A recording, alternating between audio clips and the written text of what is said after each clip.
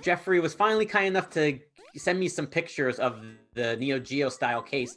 And and for us, we love doing different artwork. So on all of our slip covers, on the manuals, on the cover case itself, it's all different art pieces. And the same thing is going to be with the deluxe box, with the deluxe case. We're going to have different art pieces as well. And it's just a lot of fun because we try and pay homage to, like, classic games from back in the day. So you'll see very similar styles like that. So you'll see like a Konami kind of style with like the gray bars on the side on one of our packaging. You'll see like the Capcom Mega Man covers that kind of have like the border around it. So it's going to be a lot of fun, and we finally get to start showing off those pieces, which is what I'm excited about, because I love when we're able to actually share what we're working on and not keep it a secret, because that's the hardest for me. Oh my goodness. So, if you don't mind sharing with us your little challenges that you've been putting in, or what kind of challenges do you have put in? So now they're known, so there's no problem sharing them. If it was a week ago, I probably wouldn't have been able to. But for Super Blood Hockey, when you get the game and you take out the card, on the back it's going to say, take another human being's life in franchise mode. So however you want to do it, you can. And then you just have to post a picture of it on the screen, with the card in case, take a picture, and then just tag us and email us. And that way we just know, what order number this your game belonged to, what your address is, and we mail you the patch. And then for Pigeon Dev, because there's 4 games, we say just beat any of the 4 games, and then you just showed like the final screen that you completed the game. And I mean, it's crazy because, as soon as people started receiving it last week, instantly we're seeing people posting that they finished it. And I have no idea how fast some people go through these games. Like, it's funny because with the Pigeon Dev, you can do each game like a speed run. And we actually have a professional speedrunner on our team who helped write the book. So in our book, you're going to see what his time was for each of the levels. And then it's kind of like another challenge, like, can you beat his time? But, each game could take like easily 2 to 3 hours to beat. And we have people just flying through them already and taking pictures. So it's just, we got to make these challenges a little harder, I think. But it's been fun, though, because, with Super Blood Hockey, when you fatally injure somebody, it tells you what happened. So it's like, you significantly destroyed their genitals. Like, it'll literally say that on the screen. Or you just like Elvis. Or you significantly destroyed the brainstem. It's just like funny things like that with little 8-bit characters, and people are posting them, and it had this unintended effect of just making the game so much more fun because everyone's seeing now how they kill the player, and it's just like it just took off. So everyone's just commenting and sharing. And Loren has so many different ways that it happens in the game. Because really, you hit the guy, you fight, and then they die, and then like just a randomized like way of how they died pops up. But it's been so funny just reading them all. And I made the joke the other day that our channel is going to have to be like a not safe for work channel very soon because of all these inappropriate things that we're sharing. But it's been so much fun, though. And we want to do challenges like that. But what's really cool is we work with the developer. So they are the ones who actually ultimately decide on the challenge. They'll give us a list, and we ask them, give us some easy challenges, medium, impossible challenges, and then we'll talk about which one do we think would be, fair but challenging for everybody. And then that's what we put on the card. So, they have a hand in what's happening with these challenges. And it's cool. It's just people are really taking to it. And the end of this week, next week is when we'll actually start mailing out the patches. So it's going to be fun to see people receive them, see what they do with them. Are they going to, put them on their bags or jackets, just put them in the case? But yeah, I think it's going to be great that, we get to give something back again for just playing our games. That's awesome. Those challenges sound pretty fun too. And I love how it brings up a light of, little Easter eggs that are inside the game that a lot of people probably would never have known if it wasn't for the challenges. That's an amazing idea.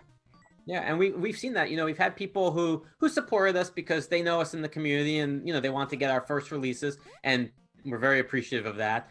But it's crazy when you read people saying, I completed the challenge, and then they'll post underneath it, I didn't think I was going to like this game. I didn't even think I was going to play this game. And because of the challenge, I can't stop playing it now. I'm going for like the whole season mode. I just want to see what else I can, like how else I could kill a player. And it's fun because that's what we want. We knew these games are fun. And sometimes we'll see people go, I don't even like hockey, but I love this game. And that's what we want, is that we want people to kind of break away from what they normally may play, and then what they may shy away from. We want to attract them to it and say, hey, just try this game out. You just got to do a little bit to do this challenge, and then you find out that you really enjoy the game. And for us, Lauren is very active on social media, and it's been so great seeing him interact with everybody, because this is a whole new group of people who may have never played this game when it came out on the eShop before, when it came out on Steam before, and now they're playing the game for the first time, and he's getting to talk with a whole bunch of new gamers that are really appreciating, all the work that he did. And I think it's just been so great watching that. That is really nice, especially with connecting the developers with the gamers themselves and having that little tiny interaction. I mean, a lot of indie games, I'm sure they love having the fact that they are able to reach out to their communities. Oh, absolutely. And a lot of it is passion projects. It's the love of what they're doing, and they spend years doing, making games. And for us, if we can help them kind of just make sure their game is saved and just enjoyed, that's really what we want to do. And Jeff and I always said that we only want to work with passionate developers. We don't really want to work with someone who's just going to say, go make the game and leave us alone. Like, that's not why we're doing this. We want to do this because they have a vested interest of seeing their game, reflected this way. So when you find someone like Lauren or Pigeon Dev and that whole team behind the game as well, it's a whole different experience, because you feel everybody's invested in this and everybody wants it to do well. And it's not just about making a game and moving on, but it's really about appreciating their work and getting other people to acknowledge it and also appreciate it. Working with developers has been very rewarding experience, working with them and getting to know them and stuff, and getting to these games to be published and everything.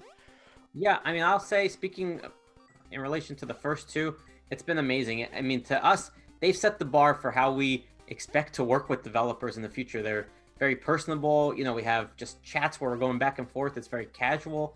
You kind of work through the contract in the beginning. You make sure everything is in place and fair for everybody. And for us, we always keep the contract flexible. So if something doesn't sound right or something needs to be changed at any point, it's just me and Jeff. I mean, there's no HR group, there's no board, it's just us. So it's just get us on the phone and we figure it out. But, once you get past that and you get to what we call the fun part, which is really working on their game, I mean, it's been great. I don't sleep, so I'm up at all hours. Jeff is available early morning, evening, and then developers have been really always available whenever we've had questions or vice versa. So to us, it's been a pleasure. I mean, they've been very easy to work with. We've already been talking about possibly, doing future titles with them, if they have something down the line. So I feel like we have that kind of relationship where we always said that once we bring a developer in, we want them to feel part of the family. We're not, like I said, we're not just releasing their game and moving on to the next game. I mean, this is really passion for us, where we really want their game to shine and do well, and not just make it be a number in our catalog and then move on. So we tell them, you're part of the family. Like, we work with you. We want to work with you. Again, that's the whole idea, is that we want to show them that we're going to treat your game right, and hopefully in the future we'll be able to do that again. But yeah, it's honestly been very, very pleasing and just a lot of fun getting to know them as well on a personal level. That's every kid's dream, I know. Oh man, that is an amazing aspect of it. I mean, well, let's just be honest. I mean, I have bought digital titles like there's no tomorrow, but there's nothing compares to an actual physical in your hand, putting it into your system. Oh yeah. And knowing you have it there. I know that's something that like a lot of game designers have gone away with. Mm-hmm. And I kind of feel like that's just a travesty. I mean, people like you are putting these physical games together like this. That is an amazing thing. Thank you. So I mean, yeah. It's it's funny. It's like I'm not against digital. Like, I think people sometimes may think, oh, my channel's all about physical games, physical releases. But to me, digital games need to do well. I mean, that's the whole point, is that sometimes the developers don't have an option where they can do a physical because it's a big investment, time and money wise. So, digital it's an easier way to get your game out there. It's still a lot of work to make the game, but like the digital storefront, is an easier process. but the game still has to do well. I mean, nobody would take a game that's not good regardless and make it a physical just for the sake of preservation. So it's when we see games that do so well and should get the recognition and may not be able to, that's where, we want to step in and say, hey, we exist, like, talk to us, maybe we can make something work. And that's how we saw it with these games. It's just, we think they're great games that deserve to be just on a cartridge and just on somebody, not just on somebody's shelf, but in somebody's collection where they could play it whenever they want. God forbid the digital storefront goes down or is gone, which you may have even seen the news recently with what's happening with Sony today, with the announcement of like the e-shops or the digital shops for PS3. But to us, it's just, we want to make sure these games are saved. And, I love when new games come out digitally, because the first thing I think is like, okay, is this going to be a good game? Is this something that I'm interested in? Could we see a physical? And that's kind of where like the whole process starts. So yeah, every piece is very important, but I'm the same way. There's just nothing like holding the game in your hand. And I'm the same way with comic books. Like, I can't read a comic book digitally. I have to hold it in my hand, smell the pages, turn the pages, like know that it's in my collection, bagged and boarded. Physical definitely is just, I like physical. So you brought up comic books. What I did. Are you Marvel, DC? What's I'm Marvel, DC.